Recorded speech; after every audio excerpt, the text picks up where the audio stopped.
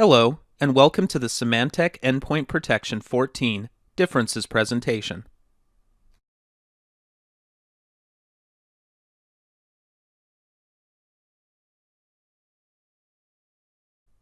In this presentation, you learn about new SEP14 features.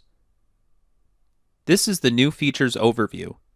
We will be discussing Windows Client Protection technologies, Mac improvements, SEPM features, architectural improvements, and endpoint detection and response. This is the Windows Client Protection Technologies topic. Before reviewing the new protection technologies added in SEP14, it is important to examine how Symantec Endpoint Protection protects each layer of the network stack. This slide highlights the layers that each protection technology protects. In SEP14, the console interface changed, but the underlying technologies behind the SEP14 client changed even more. SEP14 file-based protection is composed of three main engines. Insight works with downloads and reputation services and requires an internet connection to retrieve reputation scores on files analyzed. Sonar is the behavioral engine that monitors processes running in real time and determines good and bad behavior. To validate the local engine judgment, Sonar connects to Insight to retrieve a confirmation before convicting a threat.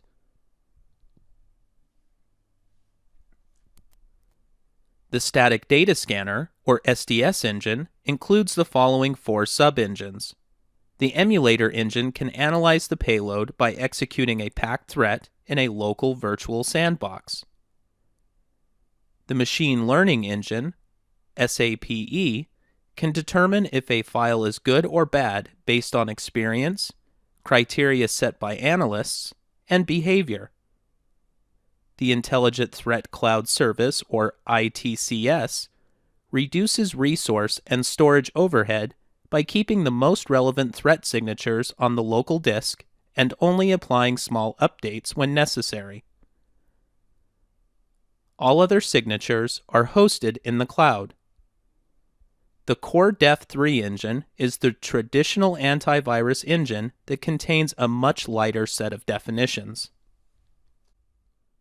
To prevent the reverse engineering of a malicious software program and to hinder the analysis of the program's behavior, attackers may compress or pack their malicious programs using methods such as file compression with encryption. More and more, attackers are resorting to packers to hide their malicious payload. The evolving threat landscape means packers and packed payloads are harder to analyze and requires creating more signatures for custom packers. In SEP14, a virtual environment is provided for the packed threat to run. Doing so avoids creating signatures for custom packers and lets the malicious file show its intent in a controlled environment. The emulator applies to PE-packed files. A virtual environment runs in memory, which simulates a Windows client with a virtual file system, DLLs, APIs, and registry. The emulator copies the suspect file to the virtual environment to execute. After the packer extracts the payload, the file is scanned and the malicious attack is blocked. If the file is clean, it is allowed to run in the production environment. The detection of a packed threat can take up to 300 milliseconds. The engine can analyze a clean file in 3 milliseconds. The machine learning engine determines if a file is good or bad through a learning process and sets criteria defined by Symantec Security Response. The engine is trained to recognize malicious attributes. Some rules are tested in a lab environment first and then published in silent mode with telemetry only. After the hypothesis validates a new set of criteria, the criteria changes to a block mode, where detection can occur on the endpoint. Each endpoint is part of a worldwide network that returns information about the rules set in learning mode to Symantec. Symantec recommends that you keep client submissions enabled so that the machine learning continues to improve. The Intelligent Threat Cloud Services reduces this overhead by keeping the most relevant threat signatures on the local disk and only applying small updates when necessary. All of their signatures are available in the cloud. If a threat is detected using the cloud-based analysis, then a conviction verdict is returned to the endpoint, which can deal with the threat accordingly. In SEP14, any legacy clients download Core Def 1.5, where all signatures are local to the endpoint. By default, when you install new clients, the standard client uses Core Def 3 and requires internet connectivity to acquire full protection. You can learn more about installation and migration and live update in the Symantec Endpoint Protection 14 Plan and Implement course. This slide shows the differences between SEP 12.1 and SEP 14 definition sizes. In SEP 14, generic exploit mitigation, or GEM, encompasses different exploitation mitigation techniques to stop vulnerability attacks on software. 3 protection technologies are implemented as part of GEM. Java Exploit Protection protects against vulnerability attacks on Oracle's Java software. For example, an SQL injection attack that uses a known Java vulnerability or downloads and installs malware. Structured Exception Handling Overwrite Protection, or CHOP, prevents exploits that use the Structured Exception Handler overwrite technique. For example, an attack on a media player with a known vulnerability. The exploit attempts to crash the application using a stack-based overflow attack. Heap spray memory attack protection is a method employed in exploits to facilitate arbitrary code execution. Heap spray memory attacks are a type of buffer attack seen in older web browsers and applications. For example, overfilling a glass of water. In this example, the glass is the buffer and the water is the various values put into the buffer. If there is too much water, it results in a mess with the surface holding the glass, which is the memory space. With each type of attack, GEM detects the exploit and IPS blocks it. The objective of Java Exploit Protection is to block Java applets that try to disable the security manager. Disabling the security manager allows Java code to execute privileged actions outside the Java sandbox. Sandboxes are designed to prevent an attacker that can compromise an applet from accessing system files. Java applets are designed to have the security manager enabled. However, malicious applets, known as exploits, can disable the security manager. Disabling the security manager grants them the capability to execute any privileged actions, such as downloading and installing malware. Structured exception handling is a mechanism used by Windows for handling software exceptions. It provides complete control over exception handling, support for application debuggers, and is usable across all programming applications. For example, a system detects when an exception or error occurs within an application. Structured exception handler overwriting is a method to exploit a vulnerable application with the attacker's malicious code. For example, the attacker chooses to have malicious code executed when Windows triggers an application exception. Windows Vista Service Pack 1 and later introduced Structured Exception Handler Overwrite Protection, or CHOP, to prevent exploits that use this technique. By default, Windows Vista and Windows 7 has CHOP turned off. If CHOP is turned off, generic exploit mitigation provides protection against these types of attacks. Windows Vista Service Pack 1 and Windows Server 2008 include support for Structured Exception Handling Overwrite Protection, or CHOP. This feature is designed to block exploits that use the Structured Exception Handler Overwrite technique. This protection mechanism, provided at runtime, helps protect applications regardless of whether they are compiled with the latest improvements, such as the safe SEH option. By default, CHOP is turned off in Windows Vista and Windows 7. Heap spray compromises an application by placing arbitrary code into heap memory. Arbitrary code means that the attackers can execute any commands of their choice on a target machine or process. Heap memory is a large pool of memory used by running programs.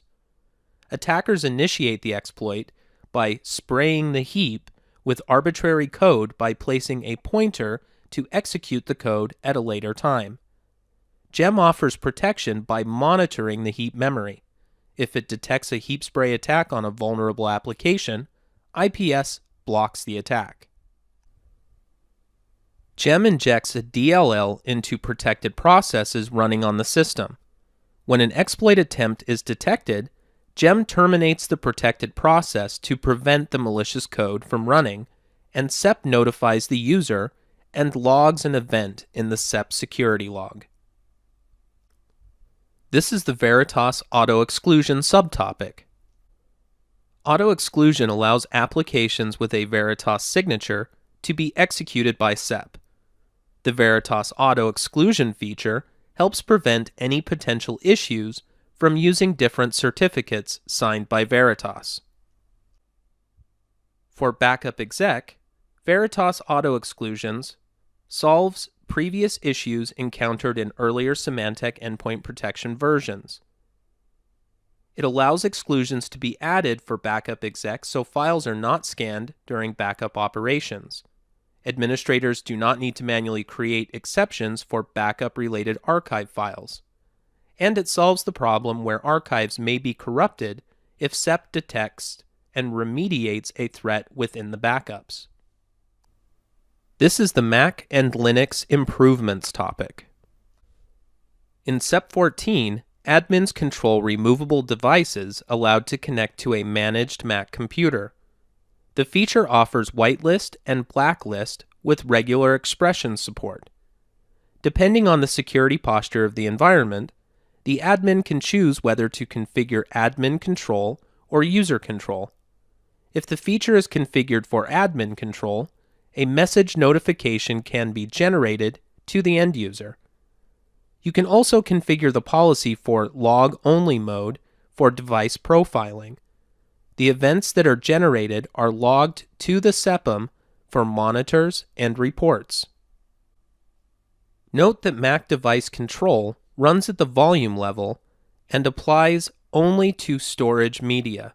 Storage media includes CD, DVD, SD, and removable storage. All these storage devices connect to the standard ports found on a Mac. Standard ports include Thunderbolt, FireWire, and USB. However, devices such as an external sound card, video adapter, network adapter, or printer are not blocked by device control rules.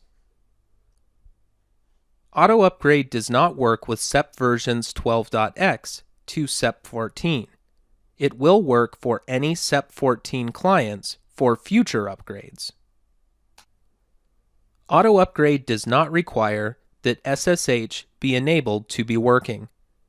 The update package is sent over the same channel as the sylink.xml and policies update, which is SSL 443. Mac device control works at the file system level. Users may still be able to perform volume-level tasks on the blocked devices or read-only devices with disk utility or terminal commands. Mac device control performs regular expression matches and is limited to the following specific operations listed on the slide. You can choose from only 5 device types. You cannot add custom devices. You can take action with blocking or excluding with mount permissions. Mac device control supports the following mount permissions listed on the slide. You can enable client notification for Mac device control, but the message is not customizable. You can manage devices by configuring Mac device control in Application and Device Control. You can add blocked devices by type or use regular expressions to define the device vendor, device model, or serial number. You can learn more about how to obtain this information later in the lesson.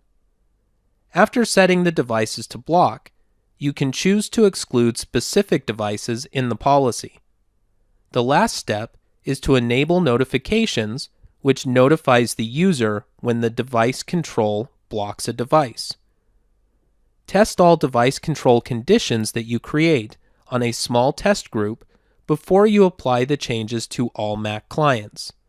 Testing ensures the device control policy blocks and excludes devices as expected. SEP14 for Mac leverages the built-in system-wide alert feature of Mac OS. The Notification Center generates alerts for the user. Alerts appear on the screen as well as being recorded in the Notifications section of the Notification Center.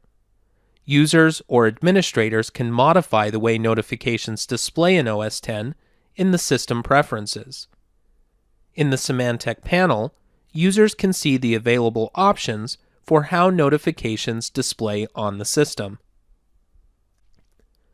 There are 3 available methods for uninstalling the SEP client on OS X computers with SEP for Mac 14 client. You can use the Symantec uninstaller, which is included in the SEP for Mac distribution. There is also Remove Symantec Mac Files, which is a command line tool that behaves similarly to Clean Wipe. You can also uninstall from the menu bar in the top right of the OS X desktop. SEP for Linux offers the following client improvements. Support has been added for IP Route 2 utility suite.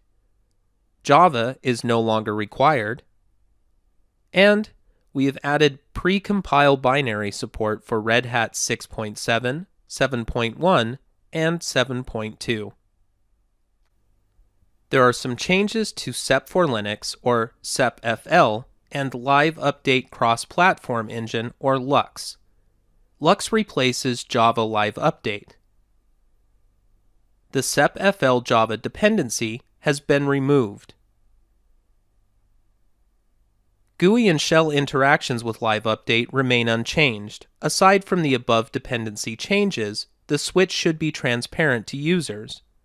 To enable logging, you just create or modify the /etc/symantec/lux.logging.conf file with a few switches. This is the SEPM features topic. This slide provides an overview of the features added in SEP14 to the SEPM. Each feature will be covered in more detail in the upcoming slides. This is the server installation and initial configuration changes subtopic. This is an overview of the topics covered in this section for server installation and configuration changes. The DVD installation has a few changes to the main menu. The README has been updated to remove the SNAC reference in the title. A link has been added for Quick Start. The option to install SEPM is now available from the main menu. There is no longer a second screen. All options are available on the first splash screen menu. For specific steps on launching the UI wizards, consult the administration guide. Changes to the Management Server installation screen include button is changed from Change to Browse. Disk space is no longer displayed for USB and map drives. The UI displays the new minimum system requirements: system drive 15 GB, main installation drive 25 GB. Note, if only one drive is available, a minimum of 40 GB of free disk space is required. The SEPM installation is blocked if the minimum system requirements are not met. If the installation is blocked, the UI displays the recommended CPU, memory, and drive space and the current availability on the system. The default configuration has been changed from fewer than 100 clients to fewer than 500 clients. The wording has also been changed for custom configuration to better explain the conditions for when to use a custom configuration. Clarifications on many features, such as added wording to clarify that the admin password is also used for the embedded database. Wording's also been added to clarify the primary uses for the email address. A new workflow has been added to validate and test the email address. Support's also been added for TLS communication with the email server. The default configuration settings confirmation page has been removed. The details are now written to a file, sepm configuration settings.txt, which is located in the Tomcat etc directory. The file is also created when upgrading from previous releases. If an administrator has forgotten the embedded database password, there is now an option to reset the password when reconfiguring the server. The welcome page has been reorganized so users can easily figure out which core tasks still need to be completed. A new section titled Required Tasks is displayed for both clean installations and upgrades. If any required task is not complete, a yellow warning icon is displayed. Errors are designated by a red warning icon, and completed tasks are shown as a green checkmark. This is the Improved User Experience subtopic. Changes are in the following areas for user experience and ease of installation and configuration. These include a new Manager UI, enhancements added to the installation and configuration wizard, new system requirements, only 64-bit operating systems are supported. For more information, please reference the Installation and Administration Guide. In SEP14, Tomcat TLS 1.2 encrypts database communication. The benefit of encrypted database communication is that it prevents tampering and eavesdropping if the database is remote from the SEPM. An example of this would be a SEPM running in a DMZ. You can disable SEPM to SQL encryption using the set_sql server TLS encryption.bat file in the SEPM tools folder. For more information, review the set_sql server TLS encryption HTML help file located in the same directory. Please note, in SEP12.1 installations, policies convert to binary and passwords are encrypted when written to the database. SEP14 encrypts all data versus only sensitive data. With the changes to Tomcat using TLS 1.2, HTTPS is now the default client-server communication protocol when installing the Symantec Endpoint Protection Manager. For installations migrating to SEP14, the SEPM will retain its previous settings. Please note, SEP has a self-signed certificate that you can use for HTTPS. To use HTTPS in previous versions, you had to enable a setting in Apache and update the management server list.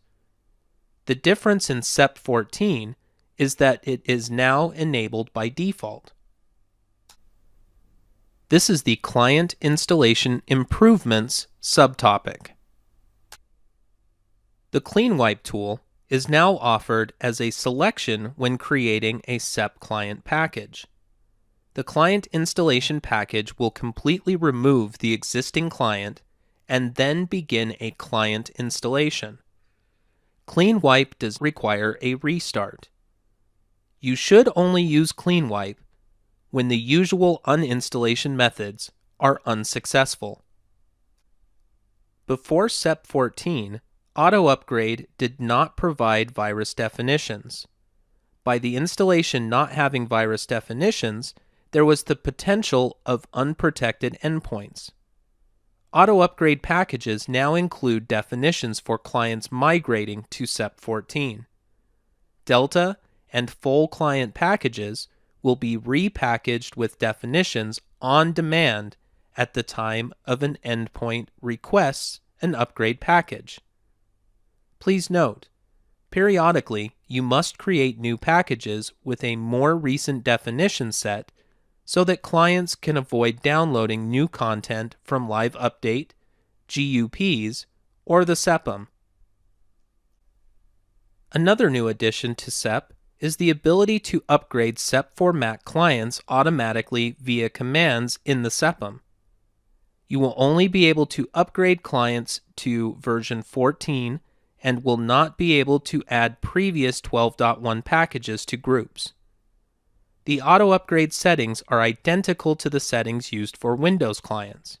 However, the installation is visible to the end user with a pop-up notification that the install is taking place, along with a dock icon that bounces to alert the user of an installation. Any failures in the installation will result in the client rolling back to the previous version and the SEPM notified of the failure. Upgrades can be retried with options to throttle the retries to avoid any excessive server load. You can uninstall additional third-party antivirus products on Windows before installing the SEP client. To find the complete list of third-party products that the SEP client installation package uninstalls, please refer to the Symantec/Symantec Endpoint Protection Manager /tools/app remover/app-remover.zip file located on the machine. Unzip the file and open the supported products.ini file. This is the Reports and Notifications subtopic. SEPM reporting provides a health check of the environment. You use reports to review new detections, virus definition distribution, confirm that scans are running, and clients are communicating with the Symantec Endpoint Protection Manager. Reports provide you with a snapshot of the environment. In SEP 12.1.6 and earlier, SEP administrators had to look for the file hash in the logs when responding to a new threat or false positive. If the detection is sonar or insight based, you can check the file hash on such websites as VirusTotal, which facilitates the quick detection of new threats. In SEP14, SEPM reporting now offers this functionality and allows the SEP administrator to use the file hash to see if SEP has detected the file in other parts of the environment. It also automates the process, as scheduled reports can be configured to deliver the report to a particular email address or distribution list. The reports listed on the slide include the new hash type/application hash column.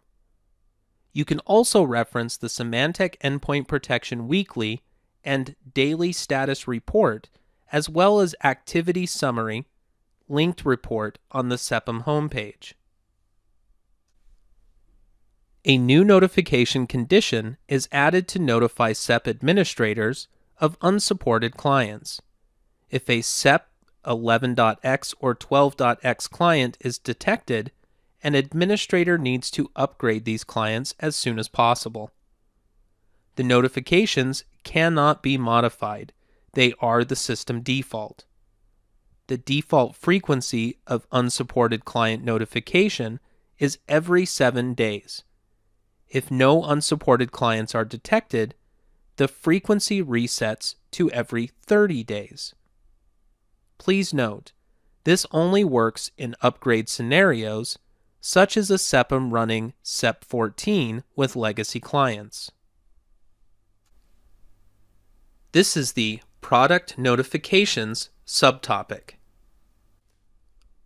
Product notifications are now available on the home page. They work for all administrators and on Java and web consoles. You can locate product notifications in the latest new link. When clicked, a web browser opens to the Endpoint Protection Notifications page. The latest news alert icon alerts admins that there is a new product notification to review. Once a notification is acknowledged, the alert icon disappears. You can still access news by clicking the Latest News link. Alert icons use two conditions. It will check to see if the administrator is logging into the SEPM for the first time. It will also check to see if there are any updates on the Endpoint Protection Notifications page since the last login for each administrator. The Endpoint Protection Notifications page is used to learn about product updates, security advisories, best practices, trending issues, and much more. For more information, visit the URL listed on the slide. This is the New Prefixes for Scanning and Exceptions subtopic. This slide lists new prefixes which have been added to SEP14.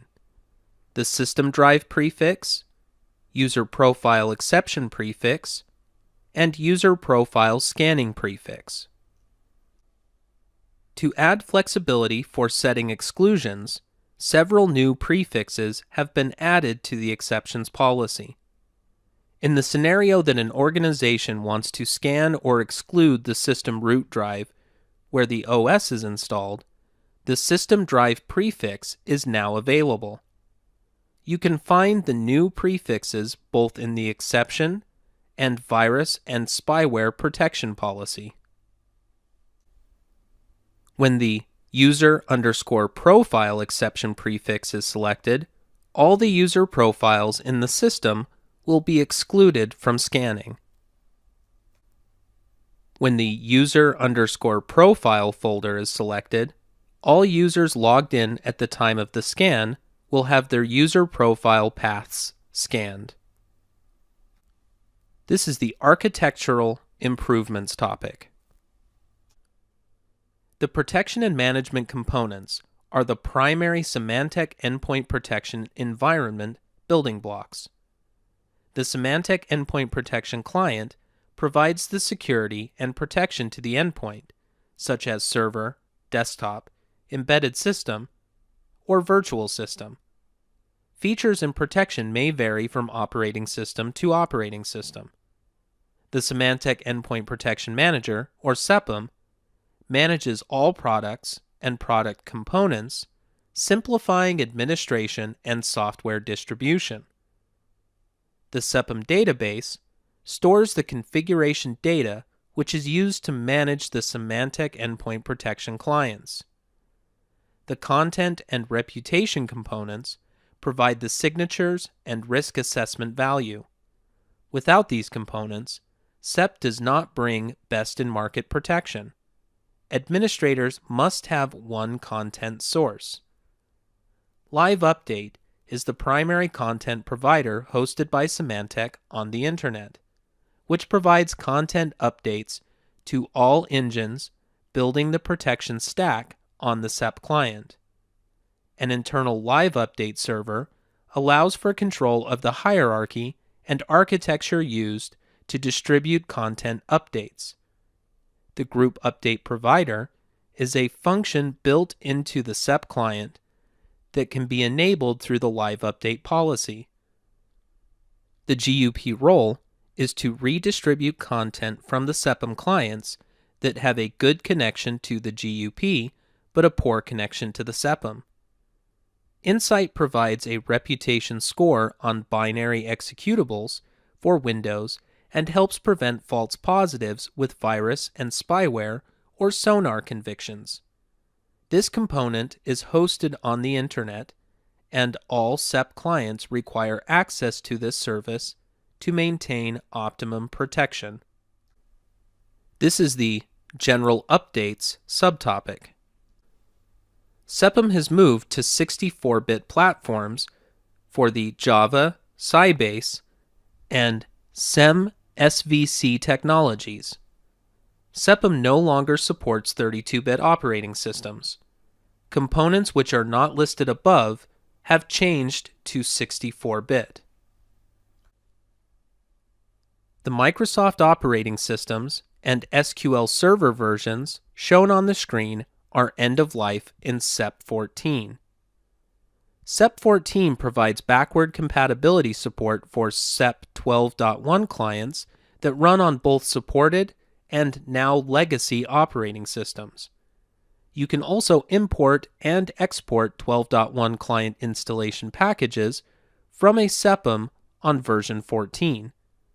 There is no SEP14 backward compatibility for SQL Server on 2005 or running 2008 R2, SP1, and SP2. Symantec recommends upgrading to a later version of SQL to strengthen your overall security posture. This slide describes migrating from SEP11 to SEP14 compatibility and caveats. New installations of SEP14 do not include or support network access control. Quarantine Server has reached end of life. This slide shows details about the removal of support for Quarantine Server. Security Virtual Appliance support has been removed. This includes Security Virtual Appliance, SVA, and Virtual Shared Insight Cache, or VSIC. SEP for VDI offers an optimized approach for delivering security for VMware-supported VDI deployments. It does this by combining agentless anti-malware with agent-based multi-layer threat protection in a single solution. Anti-malware protection in VDI environments is a balancing act. VDI deployments usually have a high number of guest VMs per ESX hosts. There are known challenges on network and storage when thousands of VDI endpoints are reading or writing to the disks. Admins must therefore ensure that the scanning and virus signature update processes do not result in significant signature update and scan storms, which slow down network and application performance. Customers deploying agent-based approaches also face additional compute, storage, and network requirements. Scaling out the VDI deployments also present management complexity challenges. SEP for VDI is intended to alleviate these management and performance issues. SEP for VDI offloads AV scanning to a virtual appliance and centralizes AV signature updates at the host. This approach mitigates performance issues associated with scan and signature update storms. Centralizing these tasks via virtual appliances at the hosts also minimizes the compute, network, and storage tax associated with agents, making the virtual desktops more efficient.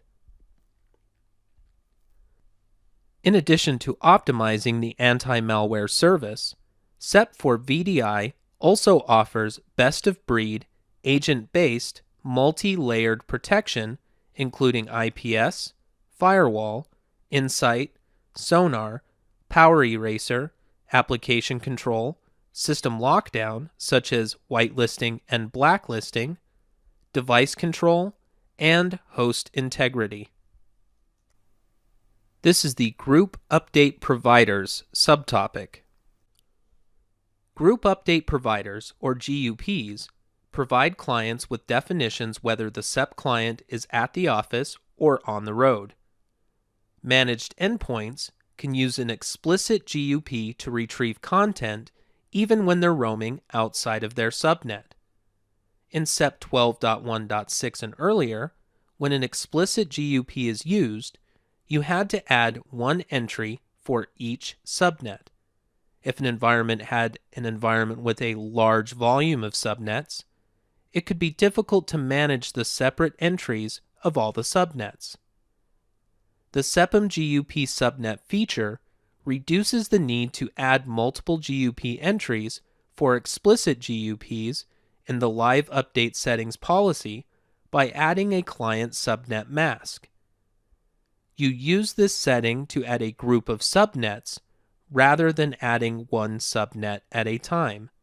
For example, rather than adding 192.168.1.0 subnet, 192.168.2.0 subnet, 192.168.3.0 subnet, you can add the 192.168.0.0 subnet and mask of 255.255.0.0.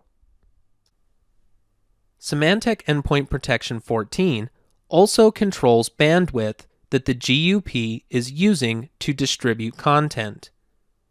Many organizations have smaller locations that do not have a dedicated GUP. In certain situations, the client would connect to a GUP in the same region for content. If connectivity is limited, downloading content can slow down the connection for other applications.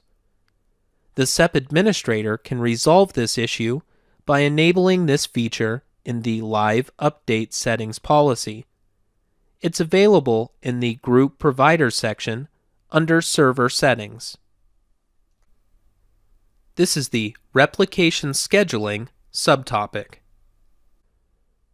Replication causes data to be transferred or forwarded to another SEPM. This requires a replication partner. A replication partner is another SEPM that is associated with the local site. Changes in groups and policies, and, if configured, logs, client packages, and content updates made on any replication partner are replicated to all partner sites. This slide shows 3 sites. The Munich and Paris sites replicate with London. However, they do not replicate with each other. Changes from the Munich site are replicated to Paris, and the reverse is also true. This is because London receives the changes from each site, incorporates the changes into its database, and replicates the changes to each partner site. Because replication takes place between the SEPMs, database types are independent, which enables a mixture of databases within the replication schema. For example, your environment can include supported versions for MS SQL 2012 and 2014. SEP14 adds support for replication scheduling. You configure replication to start daily, weekly, hourly, or auto-replicate. Then you set a time interval for replication to start. An example would be setting replication to a frequency of 2 hours, commencing at the minute of 15 and a current time of 9 a.m.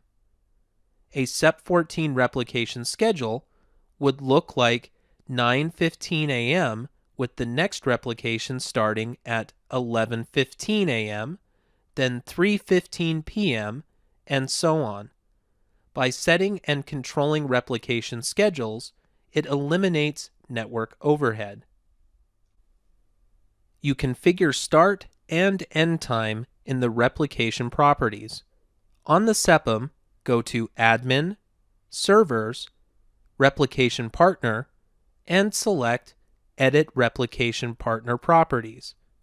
After verifying the replication schedule, choose the start and end time in the time interval settings. This is the SEPM APIs subtopic. Symantec Endpoint Protections REST API plays a significant role in supporting new Symantec security product initiatives that combine the best-of-breed technologies and capabilities from all existing Symantec products. It also allows automation of SEPM functionality from other third-party applications and scripts.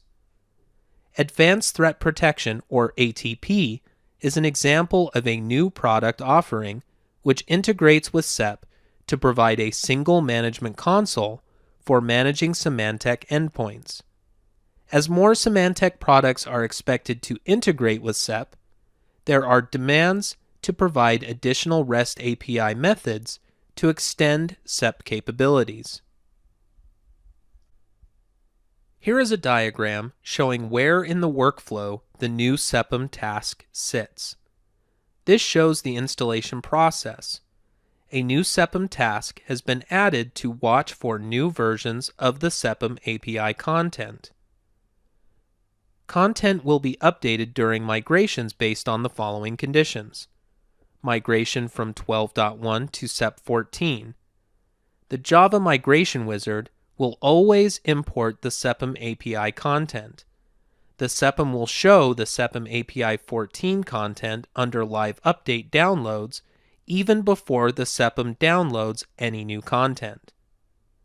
Migration from SEP14 to SEP14 Plus releases with newer content. If the new SEPM version has newer content than the current SEP14 SEPM, the Java Migration Wizard will import the content from the new installation package. Migration from SEP14 to SEP14 Plus releases with older content. If the new SEPM version has older content than the current SEP14 SEPM, the Java Migration Wizard will not import the content from the new installation package. SEP14 isolates the REST API technology into a separate instance of Tomcat. SEPM uses Tomcat for such tasks as logging into the console, replication partners to replicate data, and client communication. By isolating the REST API technology into its own instance, the feature can be updated through live update. It also ensures that organizations can utilize the latest in REST API functions. A new service is available for REST API. It uses a unique virtual service account that runs a separate SEM SVC process. It uses Tomcat data and configuration files for the new instance under the tomcat/instances/sepm-api directory. Here you can see the content for the SEPM API in the SEPM content catalog. This slide lists the new Tomcat instances in SEP14. This is the endpoint detection and response topic. Endpoint detection and response, or EDR, focuses on detecting and investigating suspicious activities in the environment. It expands on SEP's capability by offering greater visibility into activity on the endpoints. You use the intelligence that it gathers to mitigate advanced persistent threats. This slide describes how EDR uses SEPM REST APIs for incident response. EDR does rely on client heartbeat to communicate with SEP clients. For example, to delete a file, a SEP client must initiate communication with the SEPM to receive the delete command. The SEPM then forwards the commands to the client through the heartbeat process. The SEP client will also submit Insight reputation queries to ATP. EDR introduces the several key features in SEP14. Single point of contact is a high-performance and scalable notification server built into every SEP client. The functionality is used by ATP to signal the endpoint to retrieve a policy from the SEPM or command by ATP. ATP EDR enrollment enables ATP to enroll endpoints so they can securely communicate with ATP or the SEPM. It gives endpoints the ability to be dual managed by ATP and SEPM in ATP environments. New command workflow means that EOC, or evidence of compromise search, get, or delete file commands will be sent by ATP directly to SEP endpoints. Flight Data Recorder is a new feature that records system events and stores them in local database. Events include registry, file, and folder activity, as well as network connections and process information. Policies can be configured to watch or search the local client for these events. To learn more about Symantec endpoint protection, see the references listed on the slide. To learn more about Symantec endpoint protection and Symantec education, visit the Symantec sites shown on the slide. Thank you for viewing this presentation.